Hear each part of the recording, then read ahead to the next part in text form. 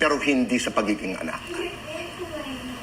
Totoo yan. Because I've seen your career, Binoy. I mean, you know, the ups and downs. The superstardom. I mean, you're still there until you became, you know, who you are today. Pero napakabuti mong anak.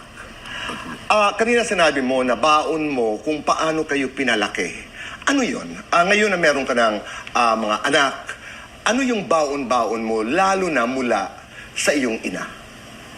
Yung Mami Eva. pagiging matibay.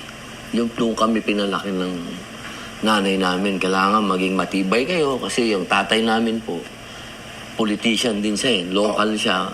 Once a month lang namin siya nakikita. So nanay namin ang tatay at nanay. So hindi kami pwedeng mahina. Kailangan kahit anong dumating, matibay ka. Hindi ka pwedeng uupo, iiyak. Binoy, ang sisiga nyo, pero tiklop kayo sa nanay nyo. Opo. Iba po si mama. Kaya masakit sa amin ngayon na nakikita namin yung mama namin na mahinang-mahina. Parang... Tapos, meron siyang demensya kasi. Minsan, nakakalimutan niya kung sino siya. Nakakalimutan niya kung nasan siya. Ang natatandaan niya, lahat ng masakit. Yun ang... Kanina lang, magmula kagabi hanggang kanina, iyak ng iyak yun. Walang tigil ng iyak kasi lahat ng natatandaan niya, masakit. Kaya ang gagawin mo, katulad ng sinabi ni Mariel, kakantahan mo siya ng mga kanta na natatandaan niya. Halimbawa, yung maalaala mo kaya, yun yung good memories nila ng tatay ko. Yun yung pag kinanta mo, ngingiti siya. Yung dahil sa'yo, yung lahat ng yun, good memories sa kanya. Yung mahirap kasi, Tito Boy, pag nakita mo yung nanay mong matibay, matigas, tapos makikita mo siya na helpless. Right. Mabigat. Naunawaan ko yun. Okay. Dahil pinagdaanan. Yeah, I was gonna say, Tito Boy's nanay, I remember a time, Tito Boy, you painted your house orange. Yes. You painted your house orange because nanay would walk around the village and you wanted nanay, whenever she would see your house, she can say, bahay ko yan. Dahil hindi niya naaalala. Hindi niya naaalala. She Dementia. also had dementia. Naiintindihan ko yun dahil sobrang strong woman din ng nanay. Isang guro eh. Magpahanggang noong kami may mga trabaho na, hindi ako natuto sumagot sa nanay. Oo, tama o mali. Bawal po sa amin sumagot. Bawal din sa amin. At saka meron akong pananaw na pag sumagot ka sa ina mo, ay ikay pupunta sa impyerno. Pinaniwalaan ko yan. At hanggang ngayon, Parang generation po yata natin Yata. yun, Tito Boy. Yata. Sa atin po yun. Pagka hindi ka naging respeto sa magulang mo, sa impyerno ka pupunta. naiintindihan ko rin yung mga hindi magagandang bagay ang naalala. Yes. Na naranasan namin yung magkapatid at ipinapaliwanag ko nga sa kapatid ko dahil I spent more time with my mother dahil nasa probinsya nga sila. At ang sinasabi ko sa mga bata lalo na, take good care of your parents. Kasi pagdating ng panahon, sana kukonti ang kanilang naalalang hindi maganda. Kasi ibinabalik lahat.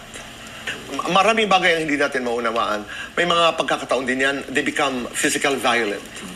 We were finished. We passed You- that. you passed that We na. passed that stage already. Yun ang hindi ko maintindihan sa nanay nung umpisa. Tatawag ako sa doktor para lang humingi ng impormasyon, opinion, what is happening. Dahil guro ang nanay, Yeah. sabi ko hindi siya violent, Yeah. pero bakit nagkakaganito? Kaya maraming nagtatanong na may dementia na o papunta na doon, sabi ko ask the experts. They know the story. Ako nga, Tito Boy, honestly, sinasabi ko, mas gusto ko pa nung time na nananakit si Mama. Kasi Kasi malakas malakas siya. Oo. Alam ko na malakas siya.